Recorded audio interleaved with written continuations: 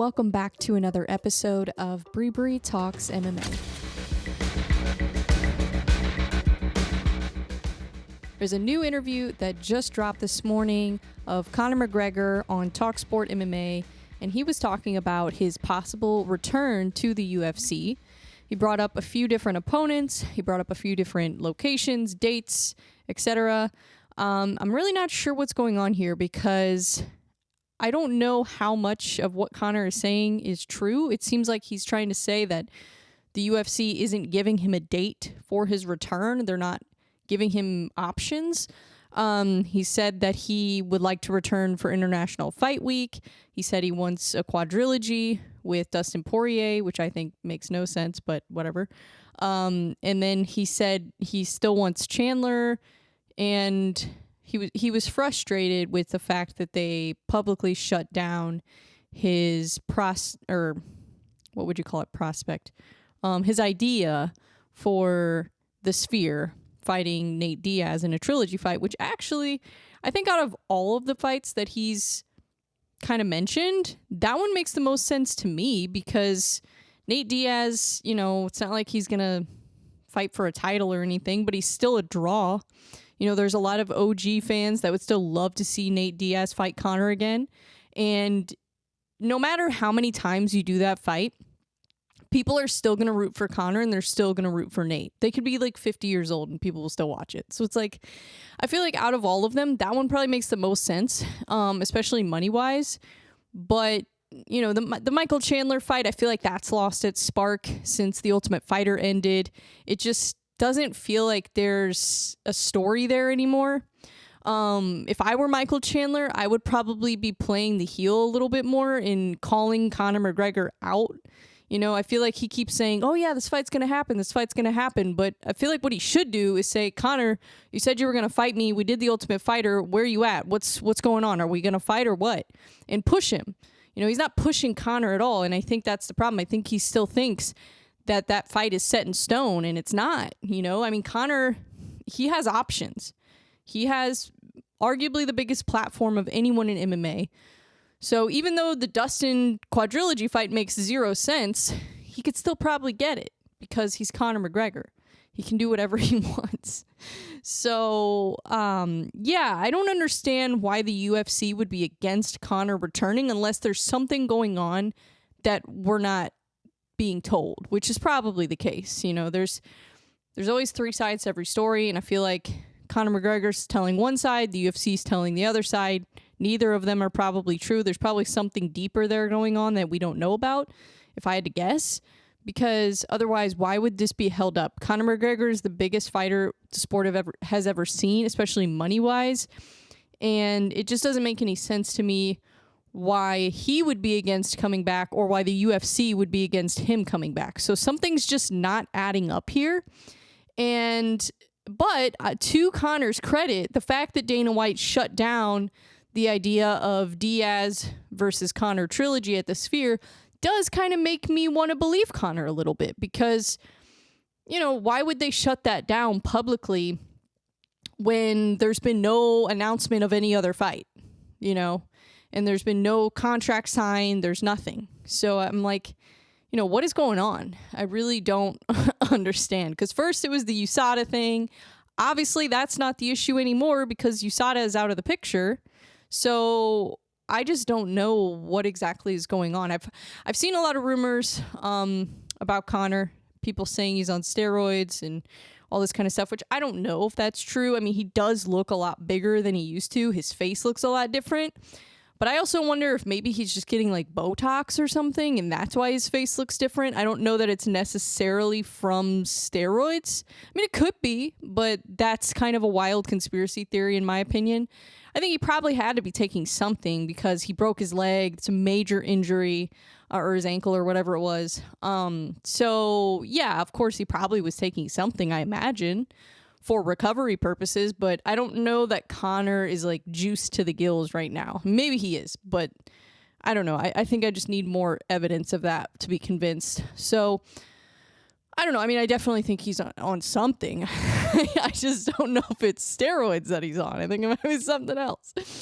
But Yeah, I just don't know. I think Conor, in order to get him back, I mean, first of all, he's going to need a giant paycheck to justify coming back. I mean, he just made, what was it, $5 million to do that movie.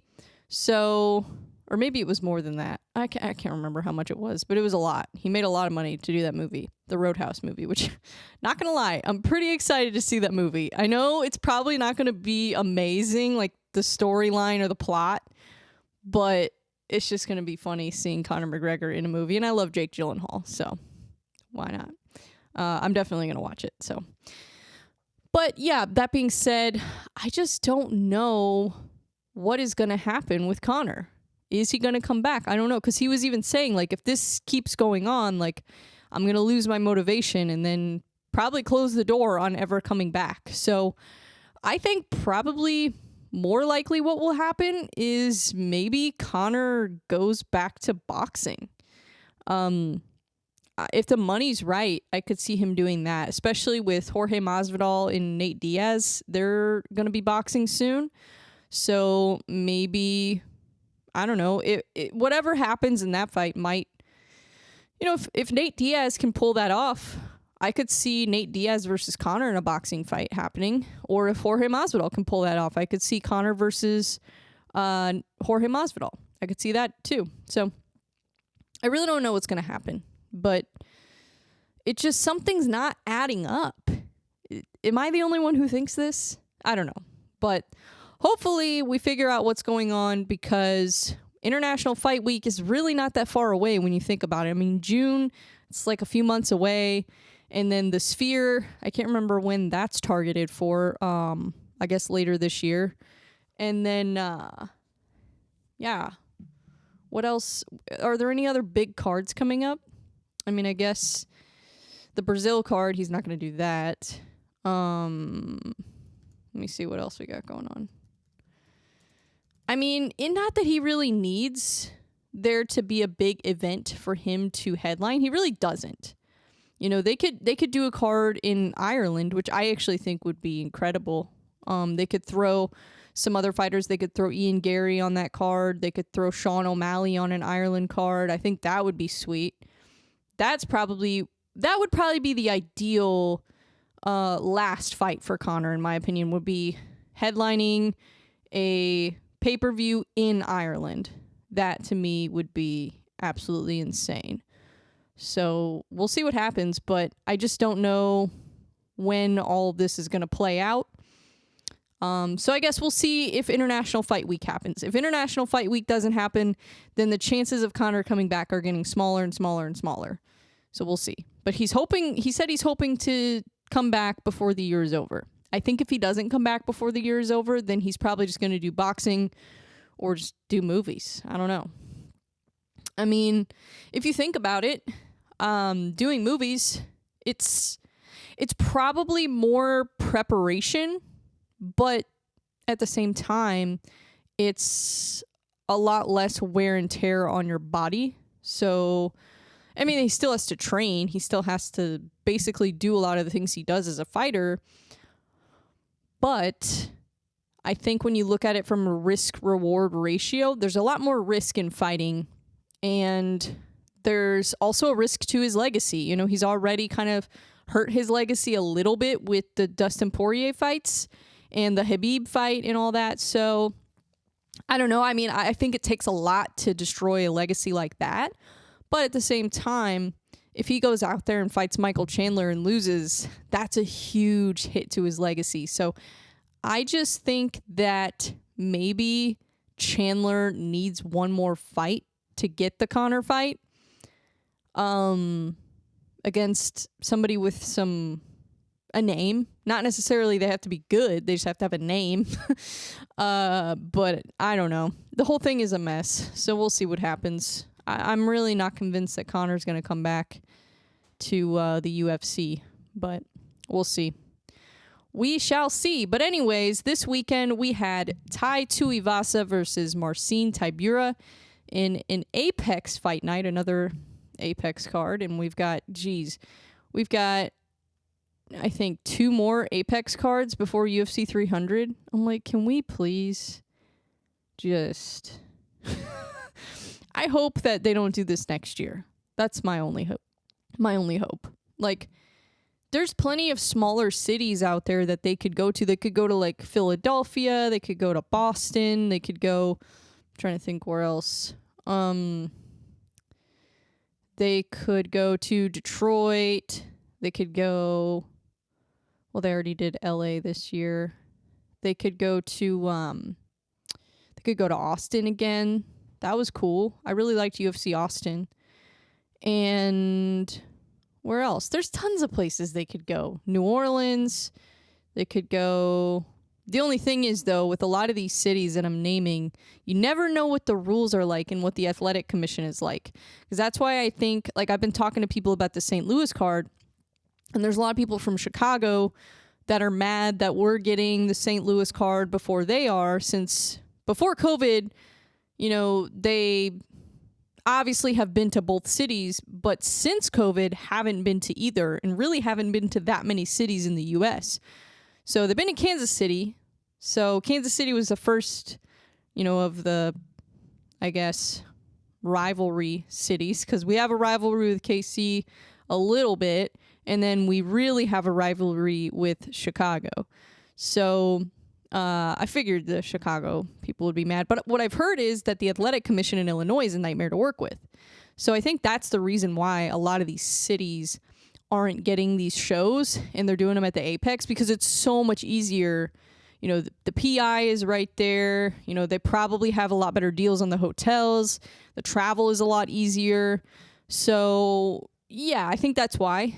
But at the same time, it's like they make enough money in the UFC that why not? You know, why not keep doing these, maybe not small cities, but like, you know, like Austin's a perfect example. It's a big city, but it's not like a huge city. It's big enough that it will sell out an arena, but it's not too big, you know, to where they could do a bunch of those smaller type cities. Like even like Salt Lake City would be interesting. I think they've done one there before. Phoenix. Trying to think of some other ones they could do. Yeah, I don't know. I mean, it just feels ridiculous to keep doing these Apex cards. I really hope they start doing more in other countries too. I think that would be really sweet.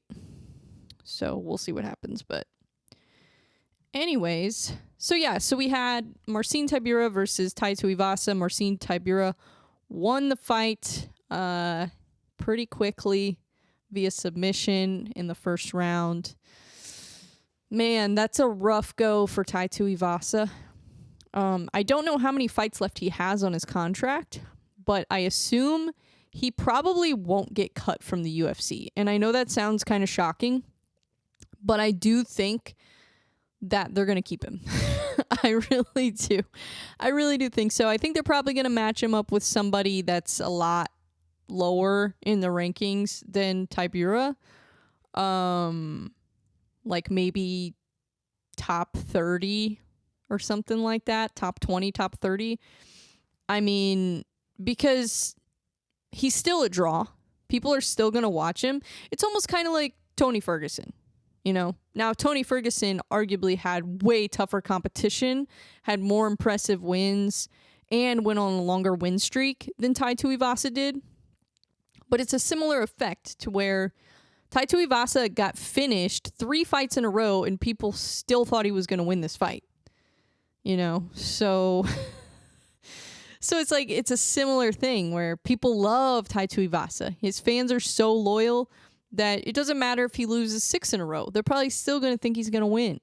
And he still does have a chance to win. That's the thing, because at heavyweight, you just never know. And he has power. He has knockout power. I don't think they're going to cut Tai Tuivasa. I think they'll probably give him some easier opponents like they did last time. They gave him, what was it, Greg Hardy, and who were his last few opponents? Let me see. Before his losing streak, I mean. I know he beat, didn't he beat Derek Lewis or something? Yeah, he beat Derek Lewis. That one was impressive. But before that, they gave him Stefan Struve, Harry Hunsucker. Who is that? Greg Hardy, Augusto Sakai, and then Derek Lewis. So, and he got the win over Derek Lewis, which was impressive. That's probably his most impressive win. But who is Harry Hunt? I've never heard of this person. I watch a lot of MMA. I do not remember this fight at all.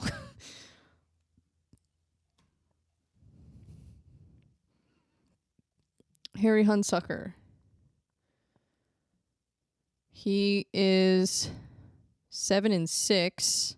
He was 7-3 at the time, so that's not too bad. Still. That was his UFC debut. Interesting. Okay. Like I said, you know, they kind of gave him some different opponents. So I'll say that. Why is my camera shaking? What is going on here? Technology's been really irritating me lately. Anyways, Tuivasa, yeah, I think they're going to keep him in the UFC. I really would rather see him go to BKFC, to be honest, because I think he would do better there. I think he's perfect for BKFC, and you don't have to worry about grappling, which seems to be a problem for him. That's the second time in a row that he's been submitted, and he's been submitted 3 times. So if you put him in there with another grappler again, yikes, you know, or anybody, even not even a grappler, just anybody who can grapple. That's, you know, and I love Tai Tuivasa. I love Tai Tuivasa, but I just feel like, you know, I don't know. The thing is, they need heavyweights, so they're not going to cut him. They're not. They need heavyweights, and he's a big name. He's got a decent following. So maybe he will be the guy they put with some of these newcomers. I could see them. God, I hope they don't give him Robellis. Oh, my God. No. Don't do it. Please, no. Don't give him Robellis. Give him somebody else. Give him one of the Tafa brothers. That would be fun. Why not? Give him Junior Tafa or Justin, whichever one. Apparently, they're the same guy. Have you guys noticed this? So Justin Tafa, or Junior Tafa, subbed in for Justin, and now Justin is subbing in for Junior, because Junior, I guess, is probably injured from that last fight. That's pretty funny. That's pretty funny. I love that. I actually think that's really cool. But anyways, yeah, that was an impressive performance from Tybura, though. I mean, he does a great job listening to his coaches. Like, he did exactly what they told him to do. You know, he took him to the ground, tried to finish him with ground and pound. The ground and pound wasn't working, so his coaches were like, go for the submission, switch to the submission, got the submission. Beautiful. I think Tybura is better than people thought. I think a lot of people thought Tai Tuivasa was going to win this fight, but overall, Tybura just has more tools available to win than Tai Tuivasa does. Tai Tuivasa really just kind of relies on his power, which at heavyweight has worked for a lot of people. Look at Derek Lewis. He's come a long way just from his power. And, you know, we'll see. We'll see what's next for Tybura. I don't know what I want to see for him next. I've thought about it, and I can't decide what I want to see, because heavyweight is just such a weird division right now. So it's like, who do you put him in there with? I don't know. I don't know. I've seen people suggest Rosenstrick. I don't know. I mean, I guess that makes sense. Kinda. Not really, though, because he's ranked below Tybura. And he's coming off a win over Shamil Gaziev. But he's a kickboxer, so I just don't know if that matchup really makes a lot of sense. I think Derek Lewis probably makes a little bit more sense. Is Derek Lewis coming off a win or a loss? I can't remember. I think he's coming off a loss. Oh, he's coming off the loss to Almeida. Yeah, I think that fight probably makes more sense than anything else. Even though he's ranked lower, he's a bigger name. So that's why I would say Derek Lewis. We'll see what happens. I don't know. Heavyweight is so weird right now. I can't even... I don't know. We need more heavyweights. We need more because Ribas is going to dominate. You know what I've kind of thought about with Ribas, though? You know who I think he's going to have problems with when he gets into the top 10? I think he's going to have problems with Volkov. I think Volkov is going to cause problems for him because Volkov can grapple and he's got good kickboxing. So I could see Volkov being an issue for gosh, why am I forgetting his name? Ribas. Jesus. I need to stop getting punched in the face. Anyways, what's next on the list? I guess we can run through the card. So we had Bryan Battle versus Ange Loosa, or Losa, however you say that. That was the co-main event. Gosh, this was frustrating. I really wanted to see Bryan Battle kind of make a standout performance here. I mean, he's in a co-main event. This is a great opportunity for him. And then eye poke. And it was obviously an accident. He was going for a clinch. It didn't look purposeful at all. So, and I think most eye pokes are usually accidental. It's usually when a fighter does it over and over again, then you're kind of like, okay, this maybe is not an accident. But Bryan Battle, it didn't look like that was any ill intention in that one. I was surprised that Ange didn't take the full 5 minutes before deciding he was unable to continue. I thought that was kind of odd. So I don't know what's going on there. Yeah, that was just kind of strange. And I think that they should run it back. I guess. I don't know. Maybe not. What do you guys think? Do you want to see this rematch? I think Bryan Battle was winning the fight. So I don't really care if they do a rematch. I guess it's the right thing to do, but I don't know. It looked like they wanted to do a rematch in the cage right after the fight, which that's okay. So we'll talk about this for a second. So I'm never going to sit here and call any fighter a quitter or talk trash about fighters because that's just not really my style. But I will say that him kind of acting aggressive toward Bryan Battle after the fact and trying to kind of, I guess he was trying to fight him in the cage, right after the fight was over. That didn't help. You know what I'm saying? That didn't help. That made it look real bad. So if Ange wouldn't have done that, if Lusso wouldn't have acted like he wanted to fight Bryan after the fact, then I wouldn't have really cared about him rendering himself unable to continue. Wouldn't have really... I'd have been like, okay, whatever, sure. You know, he got poked in the eye, that's fair. But the fact that he kind of switched it up right after, that was why I was like, okay, this just seems a little... I don't like that. I don't like that. Keep the same energy, you know?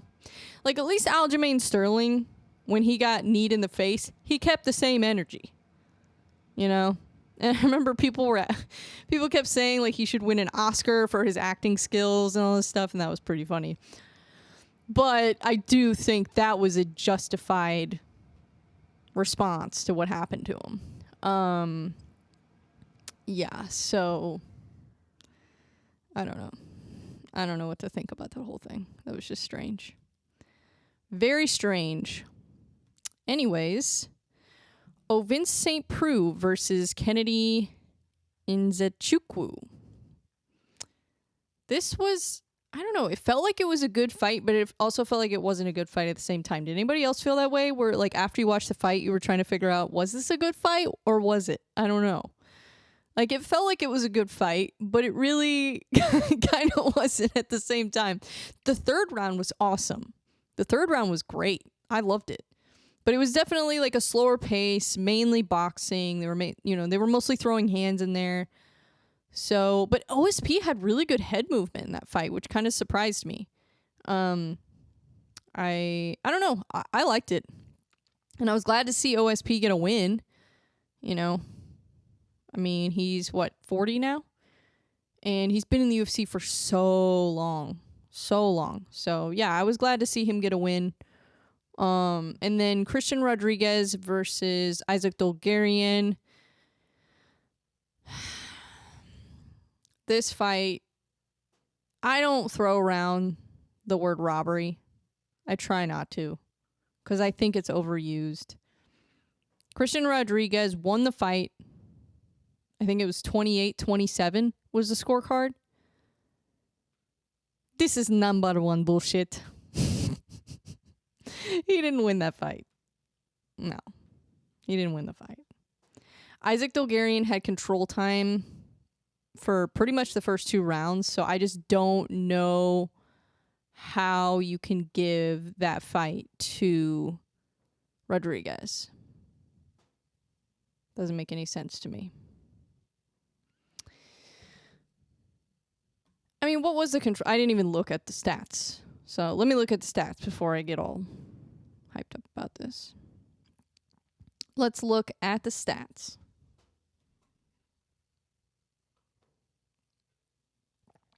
Sorry guys, I'm injured right now.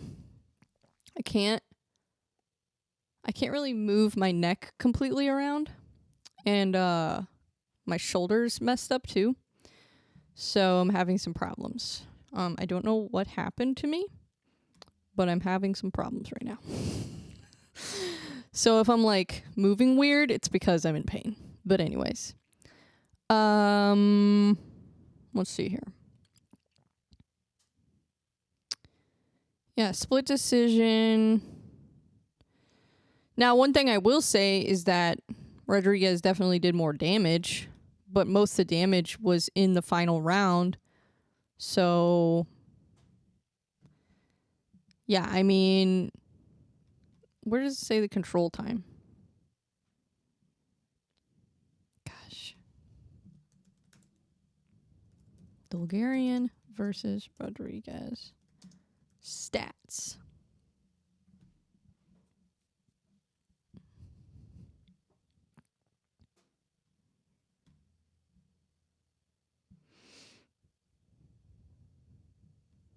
Yeah, he had 9 minutes and 22 seconds of control time. 7 takedowns. I guess he got 7 out of 16 takedowns. So there's a lot of takedown attempts that he didn't get.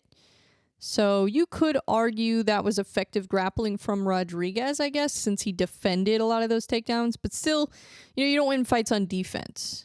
So, I don't know. I do think that's an interesting argument, though. I just don't think that's the case here. I think that if I was judging it, I would have scored it for Dolgarian, for sure. I don't know. I mean, the second round was kind of weird, but I still would have scored it for Dolgarian just because of the control time. If he wouldn't have been able to control him, then I could see them giving it to Rodriguez. But yeah, I thought that was... I didn't agree with that decision. I didn't agree with that at all. And then moving down, Macy Chiasson. She was able to get a first round submission. This was a great performance from Macy. She's a problem. I mean, how high is she in the rankings? Or is she even in the rankings yet? Because I feel like bantamweight right now. Oh yeah, she's number 10. Yeah, women's bantamweight right now doesn't have a ton of athletes. So I feel like she's one that could kind of make her way up and, maybe one day she gets to fight for the title. I mean, it wouldn't really take that long, because if you look at a lot of the top 10, some of them are coming off of losses. Some of them are at the end of their career. Some of them aren't super active. So, I don't know. I could see it happening. I could see her kind of making her way up. And I don't know. I just really think she has a lot of potential. I really do. Because she's what? I think she's like 10-3 now. Let me see. I should have written all this stuff down, but I don't know. I've had a lot going on lately. I've had a lot going on. I didn't think I was going to wake up yesterday with my neck completely frozen, but oh, she is 9-3. Oh, I was close. Yeah, I mean, she's 5'11". She's pretty tall for the division. She's got some good wins. I don't know. It'd be interesting. We'll see what happens with her next fight. I mean, she fought somebody with basically twice as much experience as her, so that kind of shows you she can handle probably a lot of the fighters in that division in the top 10. So I don't know. We'll see. We shall see. What else we got here? We had Gerald Meerschaert. Oh, yeah. Gerald Meerschaert was able to get back in the win column. Love to see it. And he got a finish. He now has, I think he's tied for the most submissions or most finishes. I think most finishes. Shoot, I can't even remember. He's tied for something with Anderson Silva. I just can't remember what it is.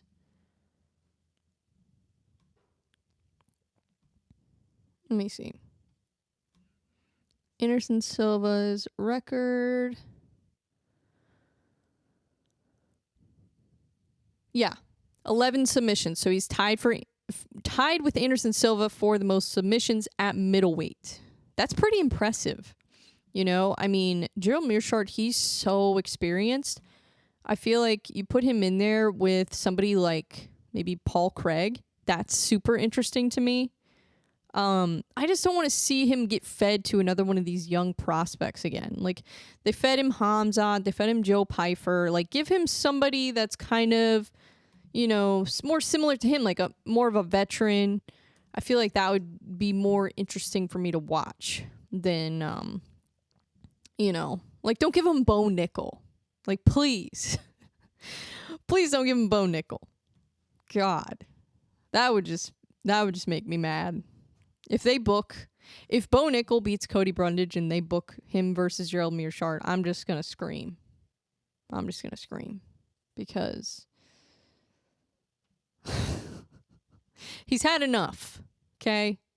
I would like to see him versus somebody more like Paul Craig.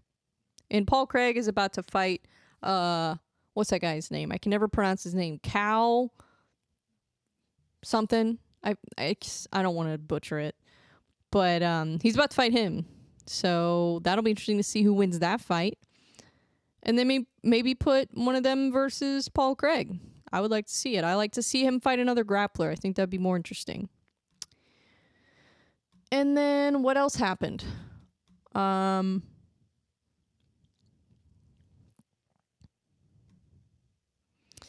Josiane Nunes. Oh, I skipped over. Gosh, how could I skip over Mike Davis? Mike Davis got a super impressive performance. This was probably one of the most impressive performances on the card. His grappling looked incredible. He dropped Nathan Levy early with a straight right. It was beautiful. Took his back. Couldn't submit him in the first round, but did a lot of great work. And in the second round, Levy actually almost ended up in a dominant position.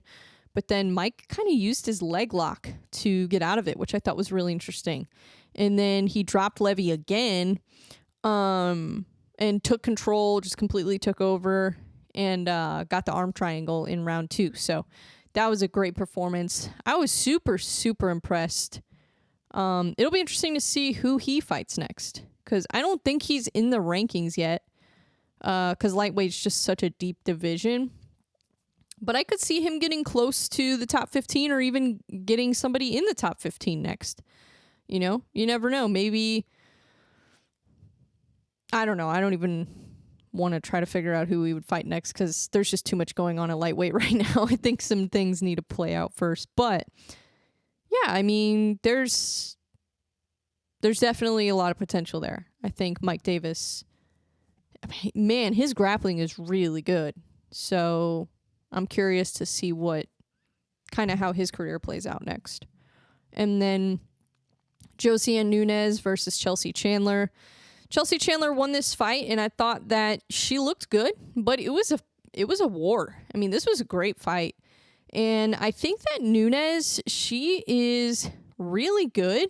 She's got a lot of potential. She just might be a little short for that division. I mean, she's fighting at women's bantamweight, and I think Chelsea actually is probably more of a featherweight, and Nunes is probably more of a flyweight. So it was almost like they were in two completely different divisions looking at them. I mean, Chelsea looked like a monster in there. She looked gigantic.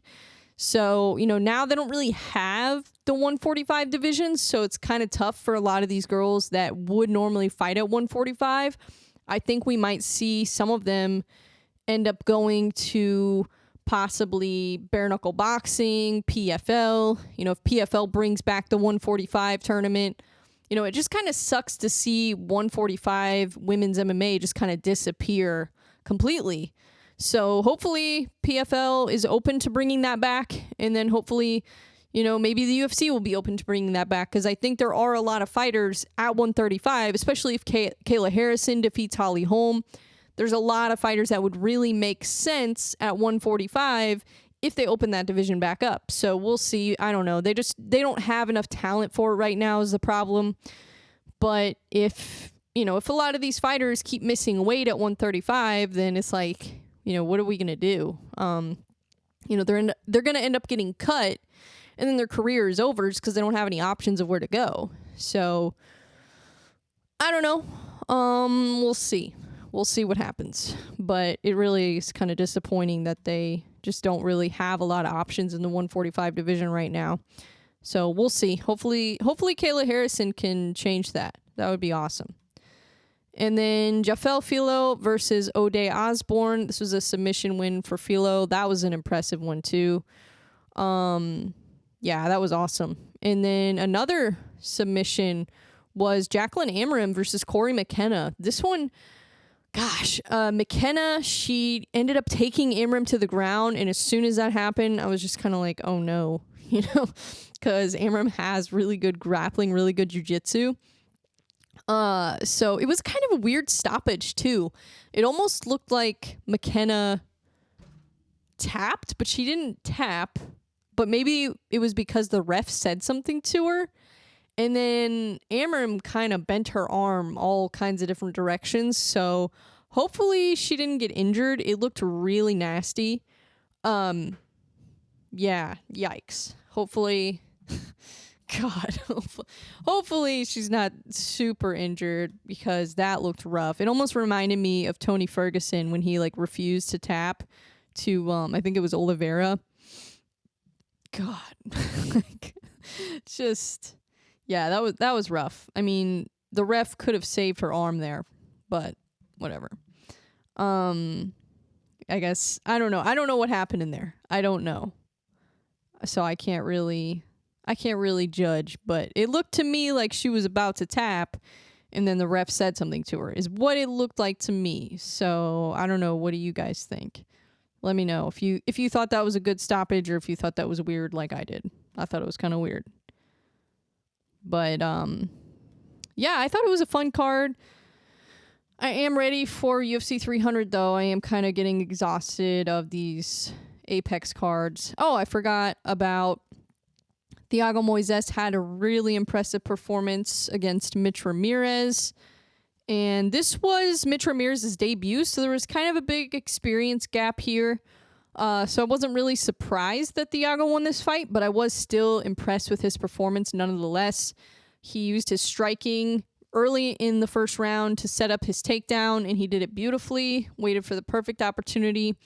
And he's fought some really tough opponents. I mean, he's made his debut against Beneil Dariush, so he hasn't had an easy go in the UFC. So it's good to see him, winning. He's got so much talent. He trains at ATT. He's a jiu-jitsu black belt. And it shows because he controlled Ramirez excellently on the ground the entire first round. He took us back. And then in the second round, Ramirez was trying to clinch with him, and Thiago ended up reversing the clinch. Had a tougher time getting him to the ground in the second round. I think Ramirez was kind of hip to it at that point, or maybe just because they were against the fence, it gave Ramirez more leverage. But then Ramirez actually reversed him again, or reversed Thiago, and then threw some combos, and then they ended up kind of separating, and then they clinched again. So it was kind of like in and out of the clinch in the second round. But then Thiago threw some really nice leg kicks, and then opened up the third round with a front kick, missed that, but then he threw a super heavy leg kick, absolutely crumbled Ramirez. Ramirez couldn't even stand up. So followed it up with some kicks to his thigh and his calf, and one punch to the head, and then the ref stopped it because obviously Ramirez wasn't getting back up. So yeah, that was impressive. Thiago's leg kicks are nasty, but also I was impressed with his grappling in this fight too. So he showed a lot of great offense and defense in this fight. So I was really impressed with that. It was probably one of my favorite performances on the card. I think my favorite ones were him, Mike Davis, and then Tybura in Mearshart and Amarim. I think those were all great performances. And Chiasson. I think probably the best one was probably Mike Davis, because Nathan Levy is really tough, and I've seen him put on some really great performances, even in the fights that he's lost. I'm trying to think of who he fought. He fought somebody on the Poirier versus Gaethje card. I can't remember who it was. Or no, not the Poirier versus Gaethje card. It was the Font versus Vera. Why is my brain fried? Mike Breeden. That fight. That was a good fight. And even the fight that he lost, like I was saying, his UFC debut, I actually was still impressed with him in that fight too. So, like, he had some good moments. But I don't know what's next for Mike Davis after that. Like, what kind of a win, or what kind of an opponent do you get after a win like that? I just don't know. But I was impressed nonetheless. So, moving on to this weekend, we've got Amanda Ribas versus Rose Namajunas. I am so excited for this because a lot of people don't know this. I've told this story several times, but Rose Namajunas is the reason why I got so obsessed with MMA. I was already a fan, obviously, because I was watching MMA, and I knew who Rose Namajunas was, and I kind of liked her just because she seemed really cool, and I liked her episode with Joe Rogan, and she seemed like she had a cool vibe. But what really got me invested in Rose Namajunas was when I saw her win the belt for the first time against Joanna. And that's when I really got obsessed with MMA, because, I don't know, something about it, just, she felt relatable. And that's what really made me want to start training and start taking it seriously. I even thought, like, okay, maybe one day I could be a fighter. Like, I thought about that too. So that's when I really got into the sport, really got excited about it. And yeah, it's just, she's amazing. She's just done so much for women's MMA. And I just love to see a 115-pound girl competing in a male-dominated sport. I think it's so cool. And so that was why I got obsessed with it. And I started watching The Ultimate Fighter and went back and watched that entire season where she just submitted everybody. So yeah, it was just awesome. And then I just got obsessed. I watched every Rose Namajunas interview. I was like all aboard, Thug Rose. But But it's going to be interesting this weekend. She's fighting Amanda Ribas, who's a high-level jiu-jitsu black belt. She's got incredible grappling. She has improved her striking a lot. So I'm not sure how this fight is going to go. I do still think that Rose Namajunas has a big advantage in the striking. Her boxing is so good. She has great footwork. She has, honestly, pretty solid jiu-jitsu too. But her record is kind of deceiving. She's 11-6, but she had, 3 or 4 wins on The Ultimate Fighter, and they were all submissions. So it's kind of deceiving. She also had a decent amateur career. I think she was undefeated as an amateur. And she's got honestly, pretty good takedown defense, I would say. And the only thing is, she doesn't have the highest striking accuracy, so she throws a lot. She doesn't land super often when you compare her to, like, some of the other girls in strawweight. But she has very good defense and very good footwork. So I think that kind of makes up for it a little bit. And she has actually outlanded all of her opponents in her last 6 fights, except the head kick win over Zhang Weili. And there were only like 5 strikes thrown from her in that fight before she knocked her out. So obviously she didn't need to throw anything else because she did what she needed to do. She knocked her out with that. Oh my gosh, that was one of the most perfectly placed head kicks I've ever seen. So, yeah, I mean, even the fights she loses, a lot of times she still outlands her opponent, at least lately. So I think that Rose has the advantage in the striking. She has better footwork. She has way better head movement. So I think that will probably work very much in her favor. Also, she's got decent takedown defense. So I do think she's going to be able to stuff the takedowns at least early. And Amanda Ribas, like I said, her striking has improved, but she tends to keep her head on the center line. I do think if you do that with Rose, she is going to probably either, TKO you or knock you out. I just don't think you can stand there and trade with Rose Namajunas like that. I don't think that's going to work. And Amanda Ribas did get hit a lot in her last fight. So that kind of makes me nervous because, like I said, Rose Namajunas, she does have power. And it's more not even so much her power. She just finds opportunities. And when she lands, when she connects, she does damage. So I don't know. I think the one thing with Amanda Ribas is probably her grappling is on another level. Rose does have very good jiu-jitsu, and she does have very good grappling. But I think if Amanda Ribas can get this to the ground, she does have a chance to win. So it'll be interesting to see what happens in this fight, if the fight goes to the ground, if it stays standing up. So I would say if this fight stays on the feet, and if Rose Namajunas is able to stuff Amanda Ribas' takedowns, I'm taking Rose Namajunas all day long. Most likely, I would say by knockout or TKO. If Amanda Ribas can get this fight to the ground, then I would probably say either a decision win or a submission for Amanda Ribas. So we'll see what happens, but that's my prediction of what I think will happen. I'm leaning towards Rose just because I do think that she will probably be able to stuff the takedowns, and I think her striking is just on a different level from Amanda Ribas. So we'll see. And then next, I want to talk about Charles Oliveira versus Arman Tsarukyan. I'm so excited for this fight. And the reason why I'm talking about this is because this is the fight I'm most excited for on UFC 300. I've really been kind of trying to work on some predictions for UFC 300. This is the first one I wanted to start with just because I am so excited for it. I will kind of dive back into this when we get to the UFC 300 preview episode or the deep dive episode. So I'm going to get back into this again. We'll see if my prediction is still the same. But just based on what I know now, it looks like Arman Tsarukyan is doing his training camp in Russia. I don't know if this is something he normally does or if this is a new thing for him, but it looks like he is getting some very high-level training there. And it's not just like they're going in there and sparring and beating the crap out of each other. It looks like he's really developing as a fighter. He's learning a lot. He's training with a 3-time Olympic gold freestyle wrestler. So There's something to be said for that.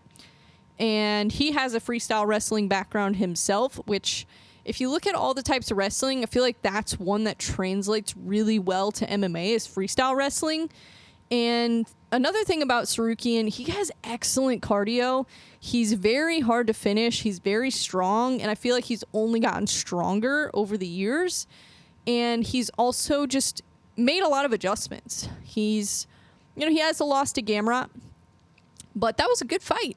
And, I feel like it was an experience gain for him more than anything. He didn't get finished, and it was a good fight. I believe that fight was a 5-rounder, too. So, like I said, he's made some adjustments since then. He's kind of changed the way, his stance a little bit. So he utilizes the long guard a little bit more, which I think is a good thing for him to do with Charles, because Charles is going to come forward. He's going to be aggressive, and that can kind of create a little bit of space and maybe slow that down a little bit. Because immediately Charles is probably going to come out and try to, throw a kick or throw punches. He's going to throw something right away. I guarantee you Charles is going to be the first one to throw a strike, and he's going to try to pressure. Now, if Tsarukyan can pressure Oliveira and make Oliveira uncomfortable, because we've seen Oliveira get backed up to the fence before. We've seen Oliveira on his heels. He's not comfortable fighting backwards. So if Arman Tsarukyan can make Oliveira fight backwards, he might have the advantage in the striking. Also, Oliveira gets dropped in almost every single fight. And I love Oliveira, but his defense in the striking is just not there. He gets hit a lot. So I think that Arman might have slightly better defense than Oliveira in the striking department. I do think that Oliveira has more power in his striking. Definitely has probably more power in his hands. But at the end of the day, I think Arman has a little bit cleaner technique. So I just don't know. I think Arman's going to be able to defend a little bit better. Probably will be able to avoid getting hit, hopefully. So that way he can try to get the fight to the ground. Now, one thing about Arman, though, is he is pretty durable. I don't think he's ever been finished in the UFC. I know he's been finished once. He got knocked out early in his pro career, way before the UFC. But I'm trying to think. I don't think he's ever been finished in the UFC. So, yeah, I'm pretty sure he only has the 2 losses, the one to Gamrot and Islam. In the fight with Islam, he took that on 5 days' notice when he was 22, and that was his UFC debut. So his first fight in the UFC, he's fighting Islam. And at the time, Islam had 6 fights in the UFC. So it was kind of an uneven matchup at the time. So I think that Arman has developed so much in his experience and his style. He's really starting to become a fully developed fighter. And I think that this is the perfect time for this fight. I think this is the perfect time for him to kind of try to get that title shot and get that rematch with Islam. So I think that if he wins this fight, there's no doubt that he should be next for the title with Islam. I just don't see any other fight that makes more sense than this. And even if he wins and Islam wants to fight in June, it's not unrealistic for him to turn around and fight in June as long as he doesn't get injured. So, yeah, I mean, and I'm not saying that Charles Oliveira is for sure going to lose, because Charles Oliveira is super dangerous, and that's what I want to talk about next. So, Charles Oliveira has incredible jiu-jitsu. I think if Tsarukyan, I keep getting their names mixed up. Oh my gosh. I think if Tsarukyan takes Oliveira down in the center of the octagon, that's probably not a good idea. I think Oliveira could probably submit him off his back or reverse him if he takes him down in the center of the octagon. So if Arman is going to take him down, I think he should probably be a little bit more patient and try to pressure him, try to get him against the cage, and then go for the takedown. I think if he takes him down and gets him stacked against the fence, that will kind of put a stop to a lot of the offense that Oliveira is known for from his back. Because Oliveira is not only going to go for submissions, and he's not just going to go for one submission. If you get Oliveira on his back, he's going to go for submission after submission after submission. And if that doesn't work, he's going to throw elbows from the bottom. He's going to throw punches at you. So there's a lot of offense that's going to be coming at Tsarukyan if he takes Oliveira down. The only way to slow that down is to take Oliveira down and push him against the fence. I think that is going to be the best case scenario for Arman Tsarukyan if he's able to pull that off. Oliveira does have decent takedown defense, but we did see him get taken down in the Dariush fight, and we saw him get taken down in the Islam fight, obviously. So, and not only that, but he is hittable as well. So we'll see. He is great in the clinch, though. So if Arman does take him down and push him against the fence, I don't know if pushing him against the fence in a clinch situation would work. Maybe it would. I don't know. I think it'd probably be easier to take him down after kind of striking with him for a little bit, as long as Arman doesn't get caught. Yeah, so I don't know. I mean, I think that Arman just has better striking than Dariush, so it's hard to judge off of that performance. And Dariush just really didn't look comfortable striking with Oliveira. He looked comfortable on the ground with Oliveira, but the striking, yeah, he didn't have any footwork. He didn't try to angle out, so it just looked like Oliveira was going to finish him right then and there. I think Arman will be a lot more comfortable in the striking with Oliveira than Dariush was. So we'll see. But if I had to bet on it, I don't know. I mean, I think I'm taking Tsarukyan in this one. I really do. Just when you kind of look at everything, I know Tsarukyan doesn't have the best takedown accuracy, but all he needs is one takedown. And, you know, because he's pretty good at controlling you once he gets you on the ground. So I don't know. I think that, like I said, if he can get Oliveira to the ground and push him against the fence, kind of stack him and throw ground and pound, I think that's probably his best case scenario. I don't know if a submission is going to happen here. I think Charles Oliveira submitting Arman would probably be more likely than Arman submitting Charles. So I would think that if Arman wins this fight, it'll probably be his ground and pound, because he has excellent ground and pound. I mean, we remember the fight with Neto. That was brutal. That was a brutal finish. Yeah, beat the crap out of him. And I could see this going similar to that, honestly. But I could also see this going similar to when Charles Oliveira beat Gaethje and when Charles Oliveira beat Dariush. And, you know, he got hurt, he got dropped, and he came back and won. So Charles Oliveira, you can never count him out. Even if he's losing in a whole fight, you know, he's so dangerous. He's got great power in his hands. He's got great jiu-jitsu. He's actually really good at controlling you on the ground too. So I wouldn't be surprised if Oliveira tries for a takedown in this fight as well. I think that, you know, a lot of people aren't thinking about that possibility.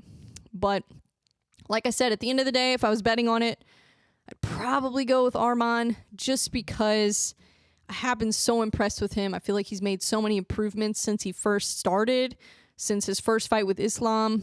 And even in that fight, he had some great moments. I mean, he took Islam down, and at the time, nobody had done that before.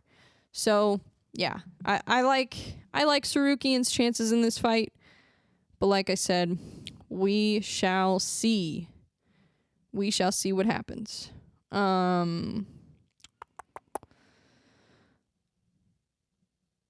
Anyways. Trying to think of what else I was going to talk about today.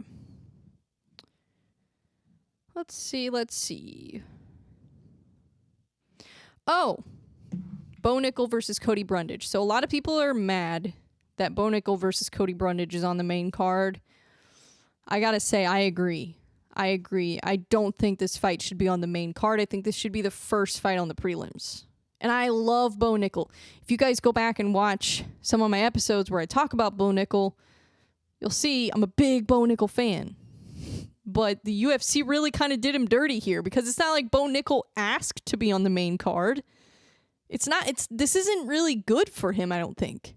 I think it would be better for him to be on the prelims, because a lot of, you know, more casual fans that don't want to buy the pay-per-view, they're going to watch the prelims regardless, because there's actually a lot of big names on the prelims if they don't want to pay $80 for the pay-per-view. And him being on the prelims would probably get him more exposure, I think, actually. So I don't know that being on the main card is a good thing for him. And now people are going to hate on him even more, even though he didn't even ask to be on the main card. The UFC just put him there for whatever reason. I mean, I get they're trying to push him. I get that he's got a lot of hype around him, but I feel like they're kind of doing a disservice to Bo by putting him on the main card. Because really, when you think about it, that fight being on the main card is a bigger opportunity for Cody Brundage than it is for anyone else. If Cody Brundage can pull off that upset, which would be insane. The odds are really stacked against Cody Brundage here. Let's be real. But if he can pull that off, if Cody Brundage can pull off that upset against Bo Nickal, that is going to make his stock go up exponentially. And like I said, the odds are stacked against him. But at the same time, Cody Brundage does have more experience in the UFC. So that's one advantage that he has. And, you know, I mean, Bo is still new. He's only been training striking for what, like 2.5 years? So it's MMA. It's MMA. Anything can happen. We saw what happened to Rodolfo. Remember? Anthony Hernandez submitted Rodolfo, an ADCC champion, a jiu-jitsu black belt, got submitted by what, a purple belt? So it's not impossible. It's not impossible. You can't count Cody Brundage out here. You cannot. You can't count anybody out in MMA. You know, it's not like he's some guy off the street. He's a trained MMA fighter who made it all the way to the UFC. So I think this is actually a really big opportunity for Cody Brundage. And if I was Cody Brundage, I would be trying to figure out any possible way to win this fight. Anything. Any possible way. Because if he can pull that off, that Cody Brundage could be a big star. You know, I mean, that because he's on a huge stage, UFC 300, one of the biggest events of the year, on a main card. If he pulls that off, yeah, people are going to be like hyping the shit out of Cody Brundage. So we'll see. I still think Bo Nickal is going to win. Obviously, I think he's going to win probably in the first round. But you never know. I'm just saying. I'm just throwing it out there. You never know. You never know. Yeah. But anyways, I am so excited for UFC 300. Oh my God. I just can't freaking wait. I cannot wait. Oh, I also wanted to give some shout outs to the local scene, as I usually try to do. And one shout out I want to give is there was a card in St. Anne this weekend. I didn't get to go, unfortunately, because I have so many issues going on with my body right now. So sorry, guys. Sorry I wasn't able to make it. I really wanted to go, but I'm dying over here. But it looked like I missed out on an incredible main event. It was a Muay Thai main event between Derek Albright and Jamise Taylor. Derek Albright ended up winning, but it looked like an absolute war. Oh my gosh. Derek Albright is a dog. That fight was crazy. I went back and watched it, and I saw some highlights on social media too, and man, he's good. He's good. I can't wait. I hope I get to see his next fight because, yeah. I remember I interviewed him after his grappling match with, what was that guy's name? Ernest Bolt, I think was his name. Yeah, Ernest Bolt and him did a grappling match at Shamrock, and I interviewed Derek Albright. Super nice guy. Seems super chill. I don't know him super well, but, yeah, I mean, from what I've talked to him in the few minutes that I talked to him, he seems really nice. I ran into him at the Nemesis fights. And, yeah, I mean, he's got a lot of potential. I'm really, really excited to see him kind of evolve a little bit more. I mean, he's done it all. He's done MMA, he's done Muay Thai, he's done grappling. So, yeah, it's exciting. It's very exciting. And another one on that card, congratulations to Calvin Williams on winning his fight. Yeah, it looked like there were some fun fights on that card. So I am kind of sad that I missed out on it. But at the same time, yeah, I'm just over here dying. And I'm trying to make sure that I'm healthy before UFC 300 because I cannot miss that. So, and I won't miss it. I don't care if I'm in the hospital. I will literally run out of the hospital and run to Vegas. So I'm not missing UFC 300. I do not care. There is no way I'm going to miss that. But anyways, oh, and then March 30th is stand-up fight series. Man, these fights are gonna be insane. And somebody, if there's anybody out there listening to this, we need a 172-pound amateur kickboxer to fight on this card. So if you know anybody, please let me know, or just reach out to Stand Up Fight Series and let them know. I believe they're going to cover flight in hotel or travel in hotel. I don't know, something like that. You can reach out to them if you want more information, but yeah, please, because we really need that fight on the card. But besides that, I mean, this card is already stacked. Like, it's already so stacked. I think there's 2 female fights on the card. Alex Tremaine, she's really good. I've seen her fight a couple times. I interviewed her after her Shamrock fight. And trying to remember who else is on the card. Kendall Whited versus Reese Newman. That's probably the fight I'm most excited for. Also, there's some really high-level pros on this card. Trey Crawford is on this card, and he's been in the game for a long time. So, yeah, you definitely don't want to miss that one. And then I'm trying to think what else. Trey Lewis. Oh, Ty Prackett. Ty Prackett is going to be on this card. He's an up-and-coming amateur kickboxer, and he's very talented. I watched him on the last card and the card before that. I think I've seen all of his fights, actually, in person. Very talented. Definitely don't want to miss it. So it's in St. Charles, Missouri, March 30th. Go on Stand Up Fight Series website for tickets. Yeah. I think that's all the shout outs I wanted to make. Oh, Jesse Martinelli fighting in LFA on March 29th, so the day before Stand Up Fight Series. That's going to be a great fight. And that, I think, is going to be in Louisville, Kentucky, I believe. So it's not a local show, but a local fighter. So we want to definitely give him as much support as we can. And yeah, so that's all I got for you guys today. So thank you for watching, listening, however you consume this. And I will see you guys next week. Bye.